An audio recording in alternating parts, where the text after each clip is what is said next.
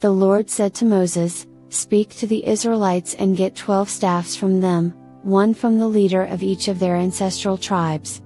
Write the name of each man on his staff. On the staff of Levi write Aaron's name, for there must be one staff for the head of each ancestral tribe. Place them in the tent of meeting in front of the ark of the covenant law, where I meet with you. The staff belonging to the man I choose will sprout, and I will rid myself of this constant grumbling against you by the Israelites." So Moses spoke to the Israelites, and their leaders gave him 12 staffs, one for the leader of each of their ancestral tribes, and Aaron's staff was among them. Moses placed the staffs before the Lord in the tent of the covenant law. The next day Moses entered the tent and saw that Aaron's staff, which represented the tribe of Levi, had not only sprouted but had budded, blossomed and produced almonds. Then Moses brought out all the staffs from the Lord's presence to all the Israelites. They looked at them, and each of the leaders took his own staff. The Lord said to Moses, "Put back Aaron's staff in front of the ark of the covenant law, to be kept as a sign to the rebellious. This will put an end to their grumbling against me, so that they will not die." Moses did just as the Lord commanded him. The Israelites said to Moses, "We will die. We are lost, we are all lost. Anyone who even comes near the tabernacle of the Lord will die. Are we all going to die?" The Lord said to Aaron, "You, your sons and your family are to bear the responsibility for offenses connected with the sanctuary, and you and your sons alone are to bear the responsibility for offenses connected with the priesthood. Bring your fellow Levites from your ancestral tribe to join you and assist you when you and your sons minister before the tent of the covenant law. They are to be responsible to you and are to perform all the duties of the tent, but they must not go near the furnishings of the sanctuary or the altar. Otherwise both they and you will die. They are to join you and be responsible for the care of the tent of meeting, all the work at the tent, and no one else may come near where you are. You are to be responsible for the care of the sanctuary and the altar, so that my wrath will not fall on the Israelites again. I myself have selected your fellow Levites from among the Israelites as a gift to you, dedicated to the Lord to do the work at the tent of meeting. But only you and your sons may serve as priests in connection with everything at the altar and inside the curtain. I am giving you the service of the priesthood as a gift. Anyone else who comes near the sanctuary is to be put to death." Then the Lord said to Aaron, "I myself have put you in charge of the offerings presented to me. All the holy offerings the Israelites give me I give to you and your sons as your portion, your perpetual share. You are to have the part of the most holy offerings that is kept from the fire. From all the gifts they bring me as most holy offerings, whether grain or sin or guilt offerings, that part belongs to you and your sons. Eat it as something most holy, every male shall eat it. You must regard it as holy. This also is yours, whatever is set aside from the gifts of all the wave offerings of the Israelites. I give this to you and your sons and daughters as your perpetual share. Everyone in your household who is ceremonially clean may eat it. I give you all the finest olive oil and all the finest new wine and grain they give the Lord as the firstfruits of their harvest. All the land's firstfruits that they bring to the Lord will be yours. Everyone in your household who is ceremonially clean may eat it. Everything in Israel that is devoted to the Lord is yours. The first offspring of every womb, both human and animal, that is offered to the Lord is yours. But you must redeem every firstborn son and every firstborn male of unclean animals. When they are a month old, you must redeem them at the redemption price set at 5 shekels of silver, according to the sanctuary shekel, which weighs 20 gerahs. But you must not redeem the firstborn of a cow, a sheep or a goat, they are holy. Splash their blood against the altar and burn their fat as a food offering, an aroma pleasing to the Lord. Their meat is to be yours, just as the breast of the wave offering and the right thigh are yours. Whatever is set aside from the holy offerings the Israelites present to the Lord I give to you and your sons and daughters as your perpetual share. It is an everlasting covenant of salt before the Lord for both you and your offspring. The Lord said to Aaron, "You will have no inheritance in their land, nor will you have any share among them. I am your share and your inheritance among the Israelites. I give to the Levites all the tithes in Israel as their inheritance in return for the work they do while serving at the tent of meeting. From now on the Israelites must not go near the tent of meeting, or they will bear the consequences of their sin and will die. It is the Levites who are to do the work at the tent of meeting and bear the responsibility for any offenses they commit against it. This is a lasting ordinance for the generations to come. They will receive no inheritance among the Israelites. Instead, I give to the Levites as their inheritance the tithes that the Israelites present as an offering to the Lord. That is why I said concerning them, they will have no inheritance among the Israelites. The Lord said to Moses, "Speak to the Levites and say to them, when you receive from the Israelites the tithe I give you as your inheritance, you must present a tenth of that tithe as the Lord's offering. Your offering will be reckoned to you as grain from the threshing floor or juice from the winepress. In this way you also will present an offering to the Lord from all the tithes you receive from the Israelites.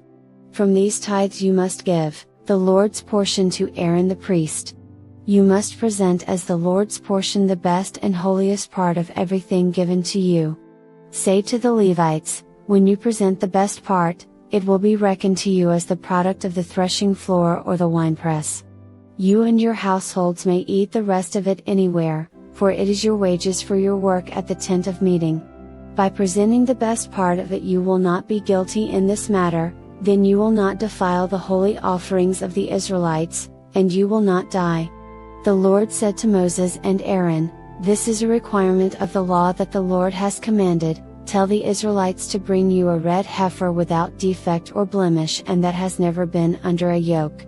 Give it to Eleazar the priest, it is to be taken outside the camp and slaughtered in his presence. Then Eleazar the priest is to take some of its blood on his finger and sprinkle it 7 times toward the front of the tent of meeting. While he watches, the heifer is to be burned, its hide, flesh, blood and intestines. The priest is to take some cedar wood, hyssop and scarlet wool and throw them onto the burning heifer. After that, the priest must wash his clothes and bathe himself with water. He may then come into the camp, but he will be ceremonially unclean till evening. The man who burns it must also wash his clothes and bathe with water, and he too will be unclean till evening. A man who is clean shall gather up the ashes of the heifer and put them in a ceremonially clean place outside the camp. They are to be kept by the Israelite community for use in the water of cleansing, it is for purification from sin. The man who gathers up the ashes of the heifer must also wash his clothes, and he too will be unclean till evening. This will be a lasting ordinance both for the Israelites and for the foreigners residing among them. Whoever touches a human corpse will be unclean for 7 days. They must purify themselves with the water on the 3rd day and on the 7th day, then they will be clean. But if they do not purify themselves on the 3rd and 7th days, they will not be clean. If they fail to purify themselves after touching a human corpse, they defile the Lord's tabernacle. They must be cut off from Israel. Because the water of cleansing has not been sprinkled on them, they are unclean, their uncleanness remains on them. This is the law that applies when a person dies in a tent. Anyone who enters the tent and anyone who is in it will be unclean for 7 days, and every open container without a lid fastened on it will be unclean.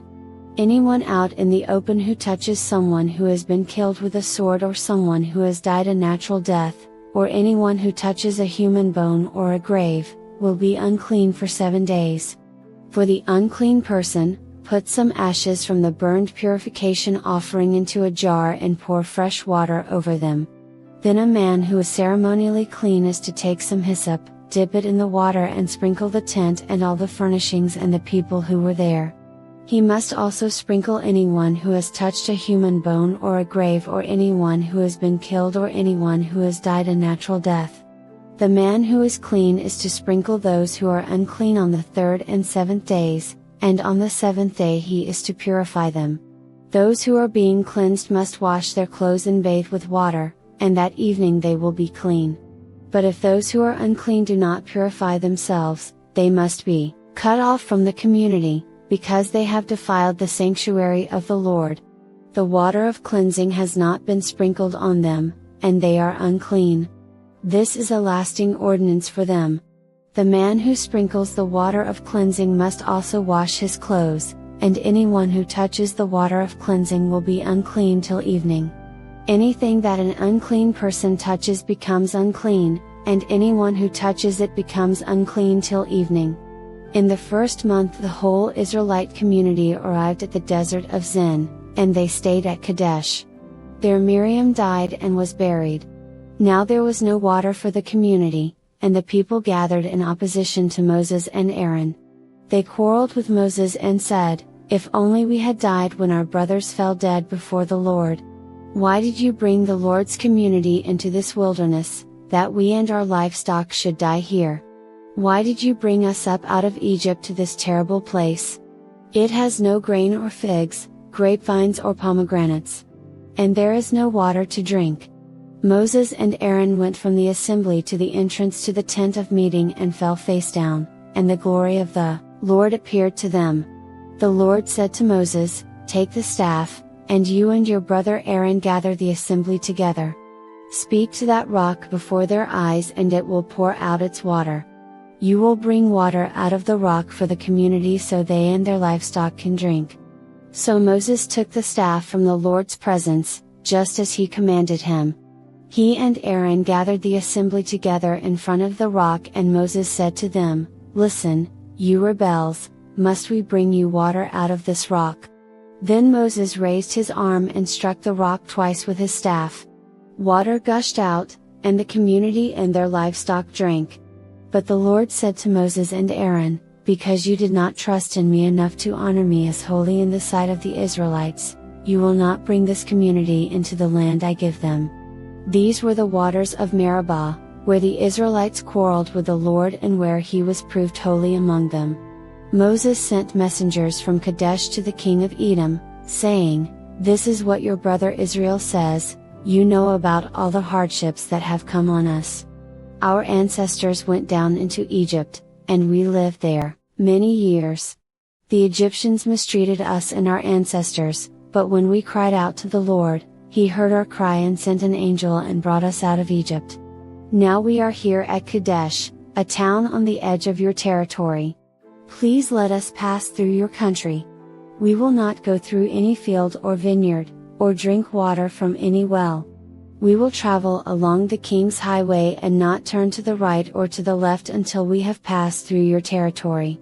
But Edom answered, "You may not pass through here. If you try, we will march out and attack you with the sword." The Israelites replied, "We will go along the main road, and if we or our livestock drink any of your water, we will pay for it. We only want to pass through on foot, nothing else." Again they answered, "You may not pass through."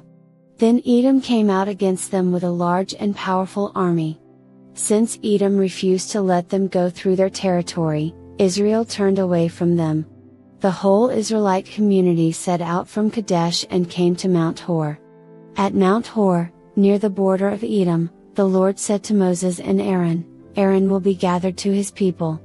He will not enter the land I give the Israelites, because both of you rebelled against my command at the waters of Meribah.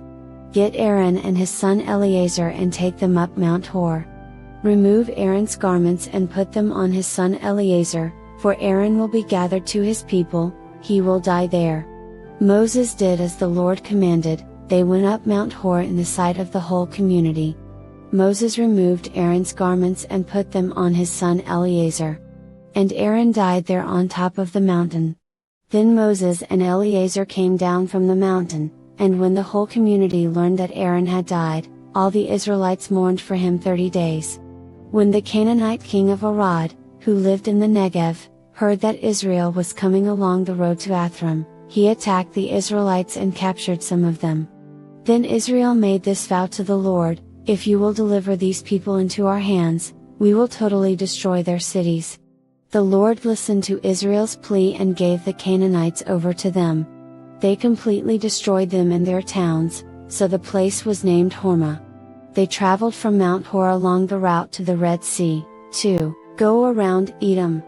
But the people grew impatient on the way. They spoke against God and against Moses, and said, "Why have you brought us up out of Egypt to die in the wilderness?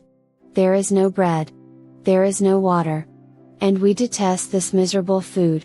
Then the Lord sent venomous snakes among them, they bit the people and many Israelites died.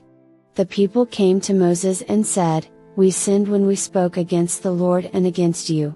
Pray that the Lord will take the snakes away from us." So Moses prayed for the people. The Lord said to Moses, "Make a snake and put it up on a pole, anyone who is bitten can look at it and live." So Moses made a bronze snake and put it up on a pole. Then when anyone was bitten by a snake and looked at the bronze snake, they lived. The Israelites moved on and camped at Oboth. Then they set out from Oboth and camped in Abarim, in the wilderness that faces Moab toward the sunrise. From there they moved on and camped in the Zerd Valley. They set out from there and camped alongside the Arnon, which is in the wilderness extending into Amorite territory. The Arnon is the border of Moab, between Moab and the Amorites. That is why the book of the wars of the Lord says, Zob and Suphah and the ravines, the Arnon and the slopes of the ravines that lead to the settlement of Ar and lie along the border of Moab.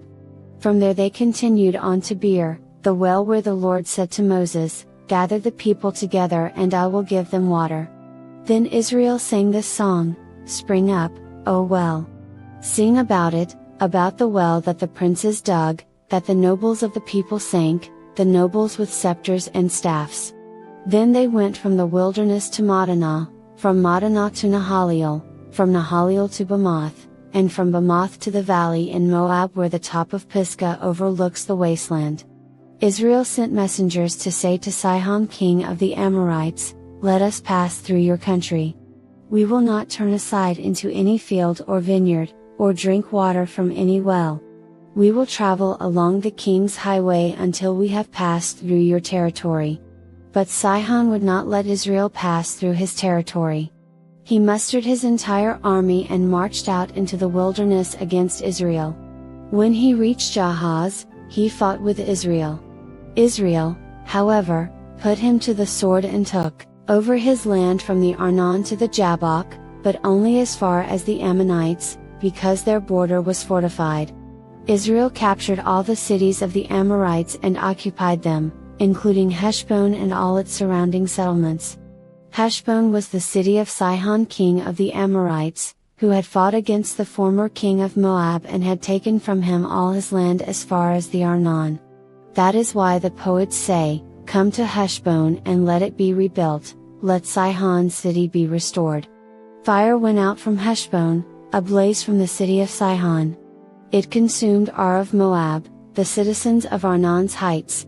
Woe to you, Moab! You are destroyed, people of Chemosh. He has given up his sons as fugitives and his daughters as captives to Sihon king of the Amorites. But we have overthrown them, Heshbon's dominion has been destroyed all the way to Dibon. We have demolished them as far as Nophah, which extends to Medeba. So Israel settled in the land of the Amorites.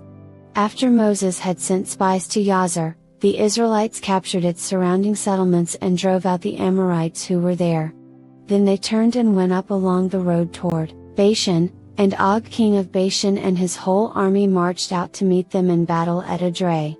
The Lord said to Moses, "Do not be afraid of him, for I have delivered him into your hands, along with his whole army and his land.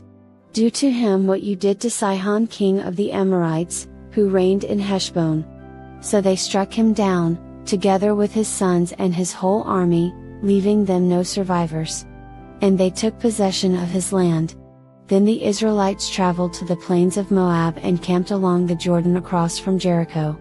Now Balak son of Zippor saw all that Israel had done to the Amorites, and Moab was terrified because there were so many people. Indeed, Moab was filled with dread because of the Israelites. The Moabites said to the elders of Midian, "This horde is going to lick up everything around us, as an ox licks up the grass of the field." So Balak son of Zippor, who was king of Moab at that time, sent messengers to summon Balaam son of Beor, who was at Pethor, near the Euphrates River, in his native land. Balak said, "A people has come out of Egypt, they cover the face of the land and have settled next to me. Now come and put a curse on these people, because they are too powerful for me. Perhaps then I will be able to defeat them and drive them out of the land. For I know that whoever you bless is blessed, and whoever you curse is cursed." The elders of Moab and Midian left, taking with them the fee for divination. When they came to Balaam, they told him what Balak had said. "Spend the night here," Balaam said to them, "and I will report back to you with the answer the Lord gives me." So the Moabite officials stayed with him. God came to Balaam and asked, "Who are these men with you?" Balaam said to God, "Balak son of Zippor, king of Moab, sent me this message, a people that has come out of Egypt covers the face of the land. Now come and put a curse on them for me. Perhaps then I will be able to fight them and drive them away." But God said to Balaam, "Do not go with them. You must not put a curse on those people, because they are blessed." The next morning Balaam got up and said to Balak's officials, "Go back to your own country, for the Lord has refused to let me go with you." So the Moabite officials returned to Balak and said, "Balaam refused to come with us." Then Balak sent other officials, more numerous and more distinguished than the first. They came to Balaam and said, "This is what Balak son of Zippor says, do not let anything keep you from coming to me, because I will reward you handsomely and do whatever you say. Come and put a curse on these people for me." But Balaam answered them, "Even if Balak gave me all the silver and gold in his palace, I could not do anything great or small to go beyond the command of the Lord my God. Now spend the night here so that I can find out what else the Lord will tell me." That night God came to Balaam and said, "Since these men have come to summon you, go with them, but do only what I tell you." Balaam got up in the morning, saddled his donkey and went with the Moabite officials. But God was very angry when he went, and the angel of the Lord stood in the road to oppose him. Balaam was riding on his donkey, and his 2 servants were with him. When the donkey saw the angel of the Lord standing in the road with a drawn sword in his hand, it turned off the road into a field. Balaam beat it to get it back on the road. Then the angel of the Lord stood in a narrow path through the vineyards, with walls on both sides. When the donkey saw the angel of the Lord, it pressed close to the wall, crushing Balaam's foot against it. So he beat the donkey again. Then the angel of the Lord moved on ahead and stood in a narrow place where there was no room to turn, either to the right or to the left. When the donkey saw the angel of the Lord, it lay down under Balaam, and he was angry and beat it with his staff. Then the Lord opened the donkey's mouth, and it said to Balaam, "What have I done to you to make you beat me these 3 times? Balaam answered the donkey, "You have made a fool of me. If only I had a sword in my hand, I would kill you right now." The donkey said to Balaam, "Am I not your own donkey, which you have always ridden, to this day? Have I been in the habit of doing this to you?" "No," he said. Then the Lord opened Balaam's eyes, and he saw the angel of the Lord standing in the road with his sword drawn. So he bowed low and fell face down. The angel of the Lord asked him, "Why have you beaten your donkey these 3 times? I have come here to oppose you because your path is a reckless one before me. The donkey saw me and turned away from me these 3 times. If it had not turned away, I would certainly have killed you by now, but I would have spared it." Balaam said to the angel of the Lord, "I have sinned. I did not realize you were standing in the road to oppose me. Now if you are displeased, I will go back." The angel of the Lord said to Balaam, "Go with the men, but speak only what I tell you." So Balaam went with Balak's officials.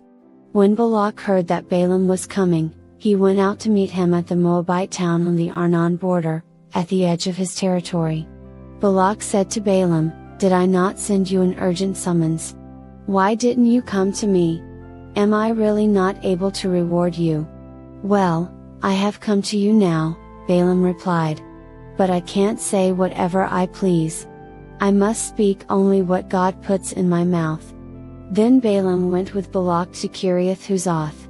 Balak sacrificed cattle and sheep, and gave some to Balaam and the officials who were with him.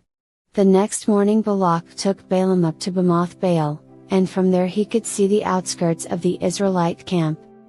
Balaam said, "Build me 7 altars here, and prepare 7 bulls and 7 rams for me." Balak did as Balaam said, and the 2 of them offered a bull and a ram on each altar. Then Balaam said to Balak, "Stay here beside your offering while I go aside. Perhaps the Lord will come to meet with me. Whatever he reveals to me I will tell you." Then he went off to a barren height. God met with him, and Balaam said, "I have prepared 7 altars, and on each altar I have offered a bull and a ram." The Lord put a word in Balaam's mouth and said, "Go back to Balak and give him this word." So he went back to him and found him standing beside his offering, with all the Moabite officials. Then Balaam spoke his message, "Balak brought me from Aram, the king of Moab from the eastern mountains. Come," he said, "curse Jacob for me, come, denounce Israel. How can I curse those whom God has not cursed? How can I denounce those whom the Lord has not denounced? From the rocky peaks I see them, from the heights I view them. I see a people who live apart and do not consider themselves one of the nations. Who can count the dust of Jacob or number even a fourth of Israel? Let me die the death of the righteous, and may my final end be like theirs." Balak said to Balaam, "What have you done to me? I brought you to curse my enemies, but you have done nothing but bless them." He answered, "Must I not speak what the Lord puts in my mouth?" Then Balak said to him, "Come with me to another place where you can see them. You will not see them all but only the outskirts of their camp. And from there, curse them for me." So he took him to the field of Zophim on the top of Pisgah, and there he built 7 altars and offered a bull and a ram on each altar. Balaam said to Balak, "Stay here beside your offering while I meet with him over there." The Lord met with Balaam and put a word in his mouth and said, "Go back to Balak and give him this word." So he went to him and found him standing beside his offering, with the Moabite officials. Balak asked him, "What did the Lord say?" Then he spoke his message, "Arise, Balak, and listen, hear me, son of Zippor. God is not human, that he should lie, not a human being, that he should change his mind. Does he speak and then not act? Does he promise and not fulfill? I have received a command to bless, he has blessed, and I cannot change it. No misfortune is seen in Jacob, no misery observed in Israel. The Lord their God is with them, the shout of the king is among them. God brought them out of Egypt, they have the strength of a wild ox. There is no divination against Jacob, no evil omens against Israel. It will now be said of Jacob and of Israel, see what God has done. The people rise like a lioness, they rouse themselves like a lion that does not rest till it devours its prey and drinks the blood of its victims." Then Balak said to Balaam, "Neither curse them at all nor bless them at all." Balaam answered, "Did I not tell you I must do whatever the Lord says?" Then Balak said to Balaam, "Come, let me take you to another place. Perhaps it will please God to let you curse them for me from there." And Balak took Balaam to the top of Peor, overlooking the wasteland. Balaam said, "Build me 7 altars here, and prepare 7 bulls and 7 rams for me." Balak did as Balaam had said, and offered a bull and a ram on each altar.